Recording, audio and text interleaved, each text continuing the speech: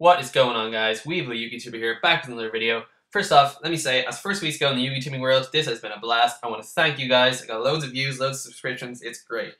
On that note, because my overview of the Rarity archetype gathered so much attention, today I'll be reviewing another archetype which I feel has equally as great potential in the current metagame, especially given the support it has received in Galactic Overlord.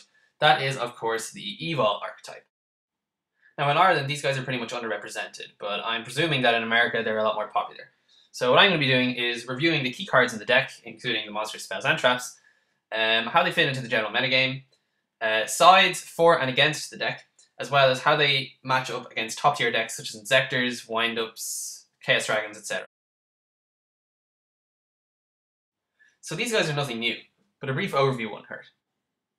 Essentially, Evols are a set of dinosaur and reptile type fire attribute monsters at varying levels. They are divided into Evil Tiles and Evolsaurs, each of which receives separate support. Their effects vary, but they usually involve special summoning their counterparts. Those monsters then have various effects if they are special summoned this way. It is the versatility of these effects which, in my opinion, makes them so strong as an archetype. Here are but a few examples. Field control cards such as Diplo, swarm cards such as Elias, Westlow, Odonto, Volcano, Castaneria, and Ajasha. Plus, they have a beat stick in Cerato, and some general recycling power in El Ganero, as well as level modification cards such as Darwino, who can help them XYZ into ranks 5, 6, or even 7. Good tech choices include Jirak Waiba and Jirak Velo, but hey, this ain't Rescue Rabbit. And as you'll see, Evos have way more options than just Rabbit for summoning their XYZ monsters. So let's look at some combos. Well, as everyone knows, the main combo of the deck exists between Najasho and evo-force, which basically allows the player to special summon 2 Evo monsters from the deck, and overlay into something amazing.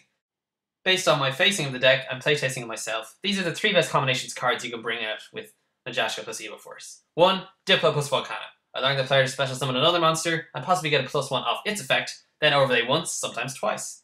2. Elias, allowing the player to swarm into another level 6 or simply overlay into Solda. And 2. Darwino. Although a newcomer, he's one of the best options. He allows you to overlay into any rank 5, 6, or 7, depending on how you use his effect. Evo players will tend to try and do this first turn, so be warned. And often, players are left at a loss on what to do against this, if it's against a Solda, a Lagia, or even a Dalka. Even if this play doesn't come off, however, Evos aren't dead in the water. They have plenty more support cards to help them out.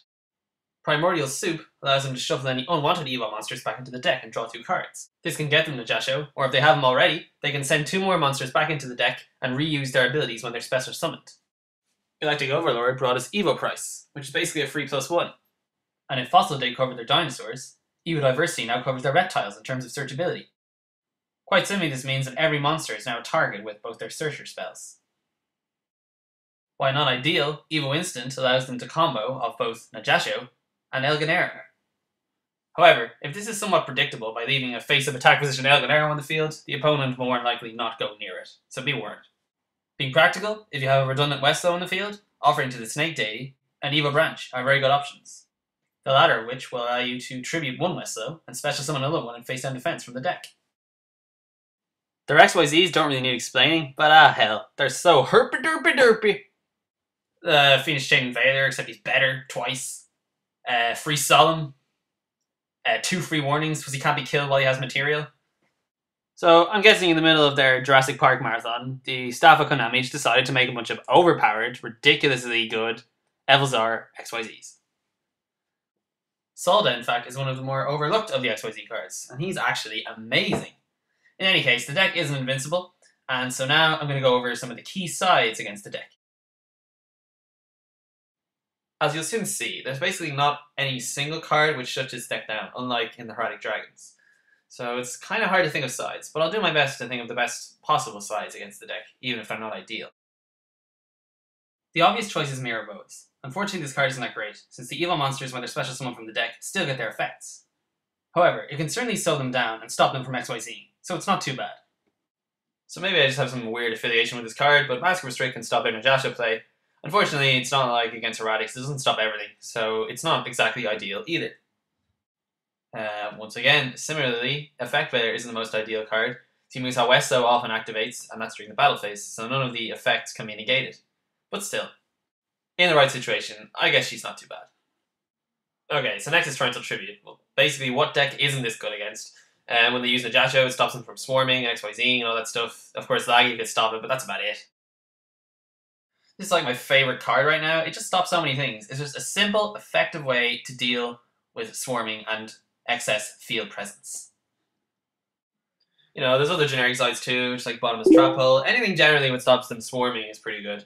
But as I said, there's no one card to side against the deck, so you're better off just kind of slugging it with Deep Prisons, Bottomless Trap Holes, Torrentials, all that sort of stuff. Just trying to stop them. If you guys saw anything cool against them, let me know. Pop them in the comments section. So what about it's against top tier decks? Well, ironically, Dino Rabbit is the deck that would have the most trouble against this deck.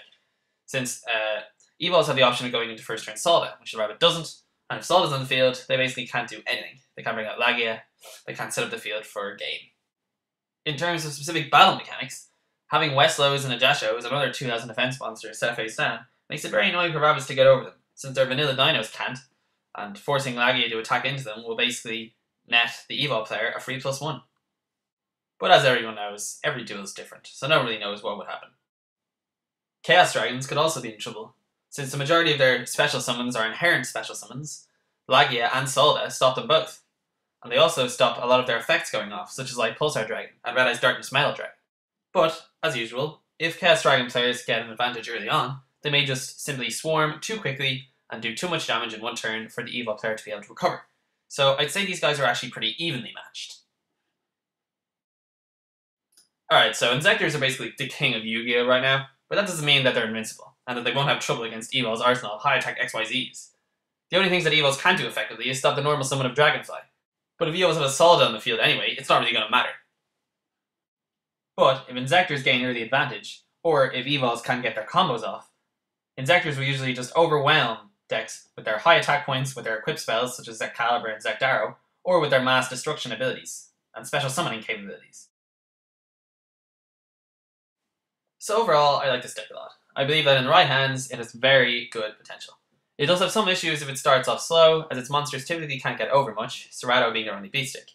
However, without its speed, they're now prime contenders for YCS, Nationals, etc., and I really do sincerely hope that they are well represented at such events. So if you're looking for a deck to stir the pot, so to speak, try this deck. It's got some boss monsters in their XYZs, speed via their newly acquired Searcher spells, and great swarming capabilities which the opponent might not be able to deal with. Most importantly, it's versatile. While Najasho is their main playmaker, XYZing with this deck could not be easier, and I highly recommend it if you're just looking for a good tier 1.5 deck, shall we say. Okay, that's all for today's video, guys. Thanks a million for watching. As usual, comment, rate, subscribe. I've got some more really good videos coming up, so keep an eye out for those. Thanks, guys. See ya.